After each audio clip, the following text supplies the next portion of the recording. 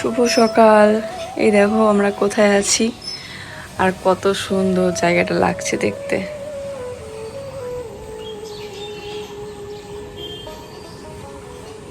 চারপাশটা দারুণ লাগছে।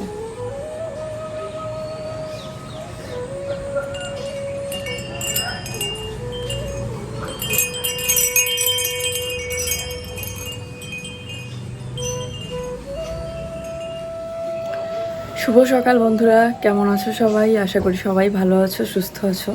আমরাও ভালো আছি।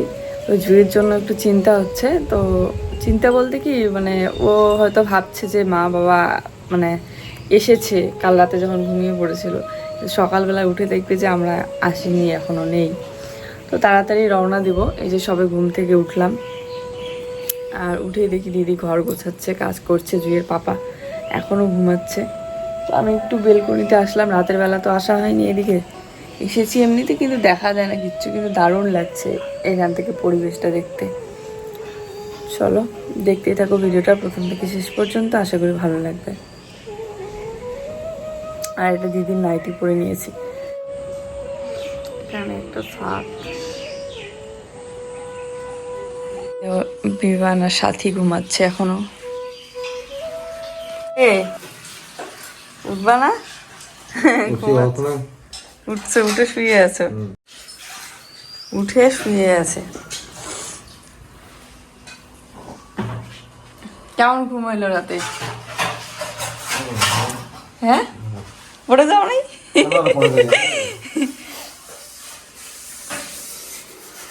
দিদি এখানে কাজ করছে। হ্যাঁ, আমি দেখতেছিলাম, ভাবছি পড়ে পড়ে যায় নাকি। নিচে শুইলে আসলে ঠান্ডা উঠবে, এই জন্য ওকে বলেছি সোফায় শুইতে। গাছটাতে দেখো কি বড় বড় কাঁঠাল হয়েছে।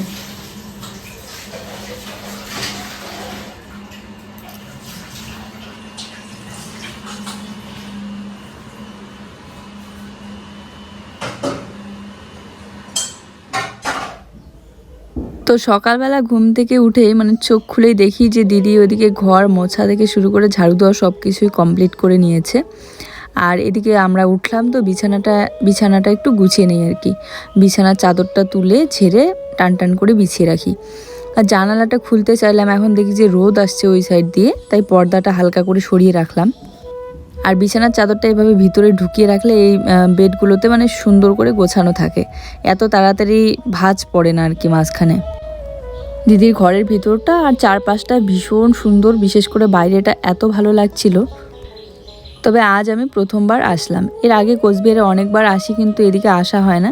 আর কাল মানে যেহেতু গাড়ি পাচ্ছিলামই না আমরা, এতটা রাত হয়ে গিয়েছিল। আর টোটোগুলো এতটা ভাড়া চাচ্ছিল যে একটা টোটোয় 500-600 টাকা করে চাচ্ছিল। তো এই জন্য আর যাওয়া হলো না। এর আগে যতবার কোথাও থেকেছি জুই কিন্তু সাথেই ছিল, তবে এবার প্রথম এই যে জুইকে ছাড়া একটা রাত কাটালাম। রাতে যখন গাড়ি পাচ্ছিলাম না, এখানে আসার আগে একবার ফোন করেছিলাম বাড়িতে, মা বলল যে জুই ঘুমিয়ে পড়েছে। তো একবার যদি ও রাতের বেলা ঘুমিয়ে পড়ে তারপরে কিন্তু আর উঠে না। মাঝরাতে একবার বাইরে বের হওয়ার জন্য ডাকলে কখনো উঠে কখনো উঠে না, কিন্তু কোনো ঝামেলা করে না রাতে। বলতে গেলে এক ঘুমেই একদম সকাল করে দেয়, সকালবেলায় উঠে। এক দিদিভাই কমেন্ট করে বলেছিল, তুমি যে জুই সোনাকে রেখে আসছো ওকে কান্না করেনি? একদমই কান্না করেনি। কি করো? স্নান করে নিলাম, কারণ স্নান করে কোথাও গেলে না একটা আলাদাই শান্তি লাগে। তো যাবো এখনই আমরা, তো চা চিড়া ভাজা, তো চাটা খেয়েই একদম রওনা দিয়ে দেবো। এই জন্য তাড়াতাড়ি করে এদিকে দিদি চা বানাতে বানাতে আমি স্নানটা সেরে নিলাম। স্নান করে এদিকে খাচ্ছে চা। তুমি কি খাইছো সকালবেলা? তুমি কি খাইছো? ও দেখো ডাকতেছে তোমাকে। ঝুলে আছে। কি জানো তো, আমরা যদি জুইকে রেখে ঘোকসাডাঙ্গা বা মাথা ভাঙা বা ঘুরতে বা আত্মীয়র বাড়ি যে কোনো কোথাও যাই, তখন কিন্তু ওকে ছেড়ে যাওয়া যায় না। খুবই কান্নাকাটি করে, যাওয়ার জন্য বায়না করে। কিন্তু যদি শুনে যে আমরা কাজ করতে যাচ্ছি বা সাজাইতে যাচ্ছি, তাহলেও একদমই বায়না করে না। ও কাজটাকে বুঝে, জানি না কেন বা কেমন করে, কিন্তু সেই ছোটোবেলা থেকে যখন ওকে আমি বাড়িতে রেখে আমি মানে শিখতে যাইতাম, তখন থেকেই ও বুঝে। তোমরা হয়তো আগের ভিডিওগুলো লক্ষ্য করলে দেখতে পারবে যে ওকে রেখেই কিন্তু আমি কাজ শিখতে যেতাম আর কি। ও চুপচাপ থাকতো, বাড়িতে এসে দেখি। তো এই যে আমরা বসে পড়েছি খেতে। ভিডিওটা করে দাও তো।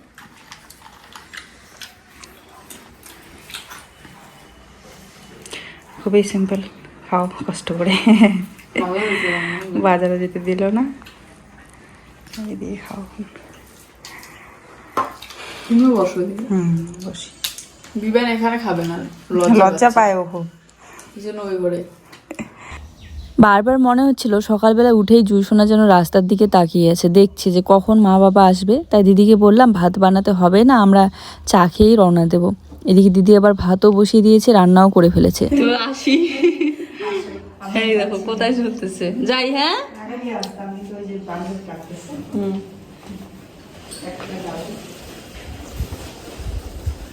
এখন কয়টা বাজে বলো তো? 12টা বাজে। এই যে আমরা রওনা দিয়ে দিলাম বাড়ির উদ্দেশ্যে, যাচ্ছি। সাথী কই গেল? ছাতা নিছো?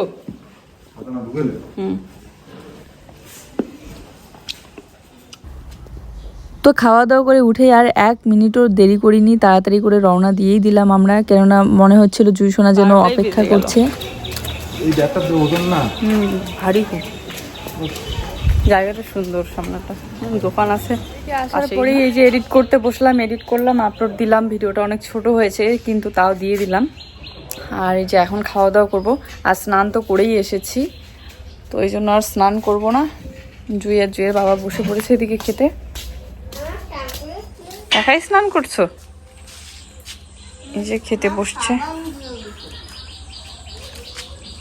এই দেখো ভুট্টা রোদে শুকানো হচ্ছে।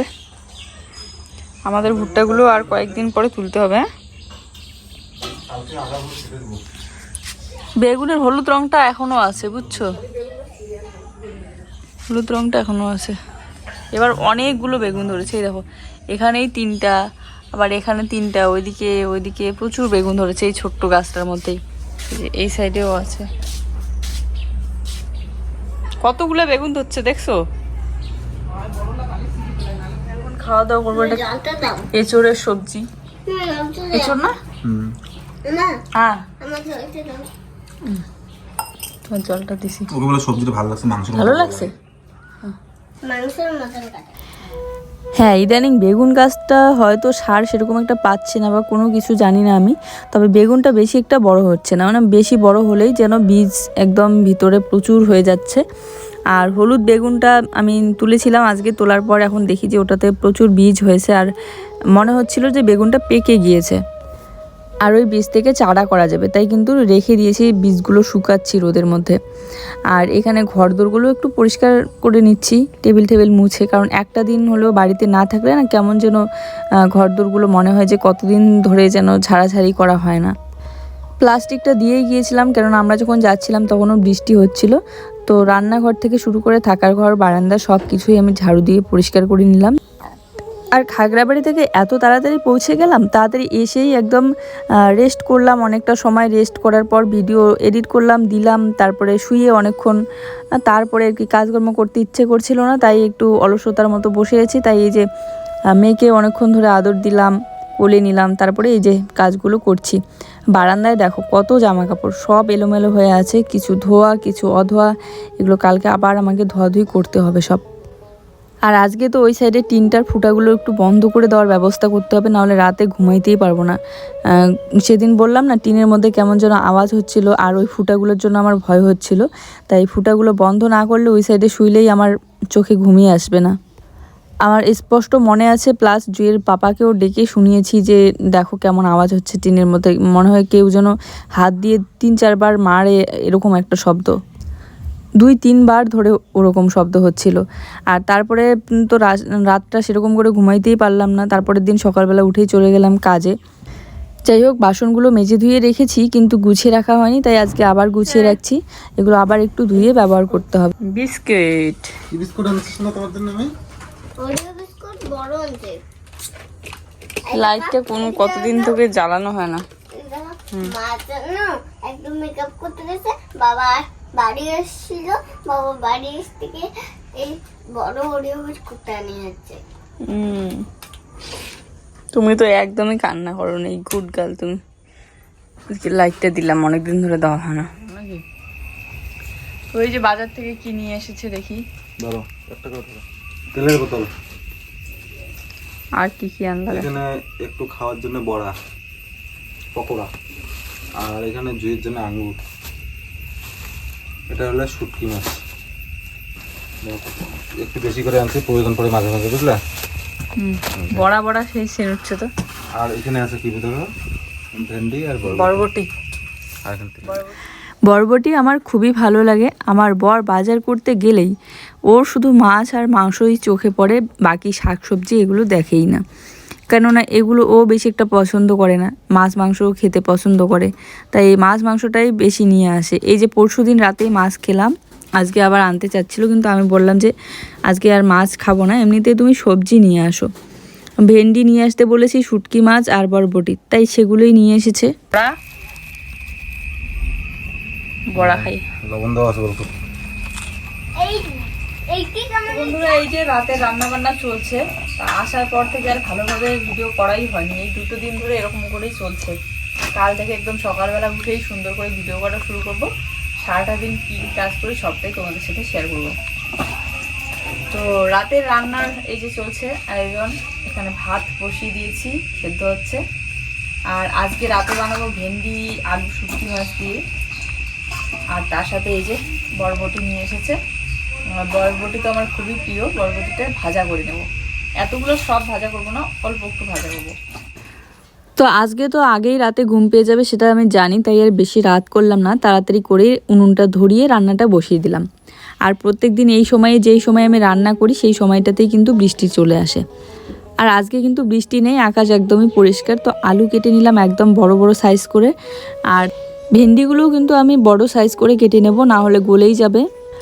আগে আলুটা ভালো করে ধুয়ে নিলাম, আর ভেন্ডিটা তো ধুয়ে তারপরে কাটতে হয়, না হলে পিছলাটার জন্য কেমন যেন লাগে আর সব ভেন্ডির বের হয়ে যায়। তো ভেন্ডিগুলো আমি ধুয়ে ঝুড়িটার মধ্যে তুলে নিয়েছি। এদিকে আমার ভাতের উতালও চলে এসেছে, ততক্ষণে সবজিটাও কেটে রেডি করি। আর এই যেহেতু খড়ি দিয়ে রান্না করি, এই জন্য মানে এই জায়গাটা একটু অগোছালো নোংরা হয়ে থাকে, বিশেষ করে জায়গাটা অনেক ছোট। এক সাইডে ওই জামা কাপড়গুলো আছে, সেগুলোর ভাঁজ করা হয়নি খাটিয়াটার উপরে। আর অল্প একটু জায়গার মধ্যে উনুনটা রেখে সেখানে আমি রান্না করছি। রান্না করা কমপ্লিট হয়ে গেলে তারপরে আমি এই জায়গাটা পরিষ্কার করব। এই যে ভেন্ডিটা কিন্তু এরকম বড় সাইজ করে কেটে নিলাম আমি।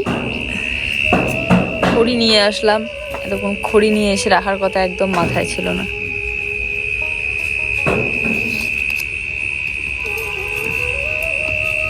জয়, উনুনটা এত তাড়াতাড়ি ভরে যায়। কাল শুধু একটা সবজি রান্না করেছিলাম, ওগুলো একদম ভর্তি হয়ে গিয়েছে। তো কাটা কমপ্লিট হয়ে গিয়েছে আমার। এদিকে ভাতের মাড়িটা ছেঁকে, আর দেখো ছাইটা বের করে আমি গামলার মধ্যে রেখে দিয়েছি, কারণ উনুনটা এতটাই ভরে গিয়েছিল যে ছাইটা বের না করলে না রান্না করাই যেত না। আর ওই ছাইয়ের উপরে ও শুটকি মাছের আঁশগুলো ফেলছে হাত দিয়ে, মানে ওই কাঠারি দিয়ে তুলে তুলে। আর আলুটা ভেজে নিয়ে তারপরে আমি ভেন্ডিটাও এখন ভেজে নেব, সামান্য একটু লবণ আর হলুদ দিয়ে। আর ভেন্ডি আর আলু দুটো ভেজে নিলে কি হয়, ভেন্ডির যে পিছলা ভাবটা থাকে সেটা কিন্তু আর থাকে না, ঝোলের মধ্যে বেশি একটা থাকে না। শুটকি মাছ দিয়ে ভেন্ডি আলুর ঝোল করলে আমি এভাবেই করি, একটু ভেজে তুলে রেখে। আর এদিকে জুয়ের পাপার সাথে গল্পও করছি, আর এদিকে রান্নাও করছি, কারণ একা এই জায়গাটায় কেমন যেন একটা ভয় ভয় লাগছিল। কারণ এতগুলো লাইট লাগিয়েছি, তারপরেও গেটের সামনেটা যেহেতু এখন অনেকটা দূরে, তাই খুব অন্ধকার লাগে। ভেন্ডিটা আগে ভেজে তুলি, তারপরে মশলা বলতে কি জিরার গুঁড়া তো আছেই। আজকে উনুনটা বেশ ভালো জ্বলছে, ধোঁয়াও বেশি হচ্ছে না। আর উনুন ভালো জ্বললে না তাড়াতাড়ি রান্না।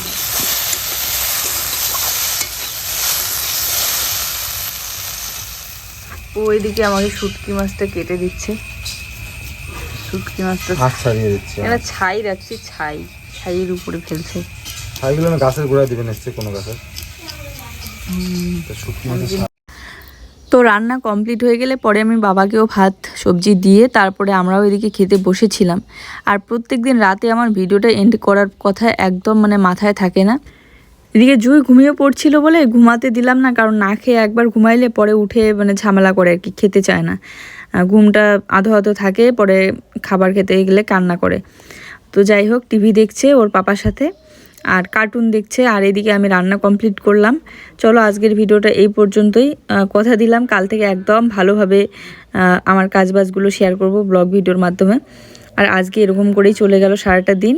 সবাই ভালো থেকো, দেখা হচ্ছে নতুন ভিডিওর সাথে। Tata, good night.